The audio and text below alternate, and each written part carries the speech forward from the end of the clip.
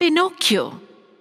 অনেকদিন আগের কথা। জেপেটো নামে এক বৃদ্ধ কুটির শিল্পী ছিলেন। জেপেটো একাই থাকতেন আর বড় ভালো মানুষ ছিলেন। সারা জীবন তিনি বাচ্চাদের খেলনা বানিয়ে কাটাতেন। আমার যদি নিজের সন্তান থাকতো।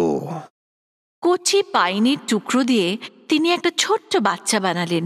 নীলপরি গেপেটোকে পুরস্কার দিতে চাইলেন আর জাদুর কাঠি নাড়িয়ে সেই কাঠের পুতুলকে জ্যান্ত করে দিলেন। বাহ বাহ, তুমি আমার সব থেকে সুন্দর পুতুল। আমি তোমায় পিনোকিও বলে ডাকবো। কিছুদিন পরেই গেপেটো ভাবলেন পিনোকিওর স্কুল যাওয়া উচিত। এই চিন্তা করে নিজের শেষ সম্বল সেই কোটটা বিক্রি করে পিনোকিওর জন্য বই নিয়ে আসলেন। সত্যিকারের ভালো ছেলের মতো তোমার স্কুলে যাওয়া উচিত। তুমি এখন স্কুলে যাও। আমি আসি বাবা। যাওয়ার পথে পিনোকিওর দেখা হলো এক ধূর্ত শিয়ালের সাথে। সত্যিকারের ছেলেরা স্কুলে যায় না, ওরা রানঅ্যাওয়ে দ্বীপে বেড়াতে যায়, সারাদিন খেলাধুলা আর আনন্দ করে। আমি তোমায় একটা টিকিট দিতে পারি। কিন্তু আমার কাছে তো কোনো পয়সা নেই। তুমি তোমার স্কুলের বই দিতে পারো। পিনোকিও আনন্দ সহকারে নিজের বই বিক্রি করে দিল আর সত্যিকারের ছেলেদের মতোই মজা করতে লাগলো। হঠাৎ নীলপরি এসে হাজির। পিনোকিও, তুমি স্কুলে যাওনি কেন? আমি তো স্কুলেই যাচ্ছি। এত বড় মিথ্যে কথা বলার সঙ্গে সঙ্গে পিনোকিওর নাকও বড় হতে থাকলো, আরো বড়। পিনোকিও বেচারা কাঁদতে আরম্ভ করলো। তুমি মিথ্যে বলেছ পিনোকিও। যখনই মিথ্যে বলবে তোমার নাক বড় হয়ে যাবে। আমি আর করব না। এবার থেকে আমি ভালো ছেলের মতো রোজ স্কুলে যাব।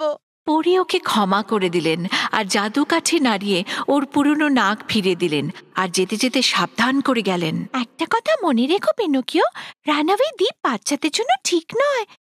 তুমি ওখানে গেলে গাধায় পরিণত হবে। কিন্তু পিনোকিও ওনার কথায় কান দিল না। বাবা আর পরীর কথা চিন্তা না করেই ও রানঅ্যাওয়ে দ্বীপে গেল। থাকার পক্ষে তো বেশ ভালোই জায়গা, খেলাধুলো আর প্রচুর মিষ্টি খাওয়ার জন্য। ওকে কেউ বাধা দেবার নেই, এটা করো না ওটা করো না কেউ বলবার নেই। সারা দিন মজা করার পর ক্লান্ত হয়ে পিনোকিও সরোবরের ধারে বিশ্রাম নিতে গেল। জল খাওয়ার জন্য জলের মধ্যে হাত ডোবাতেই সে তার প্রতিবিম্ব দেখতে পেল।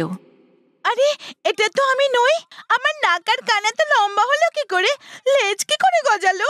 ওর যে একটা লম্বা কান, নাক আর গাধার মতো ল্যাজ গজিয়ে গেছে। বাঁচাও, আমাকে কেউ সাহায্য করো। নীলপরি পুনরায় আবির্ভূত হলেন।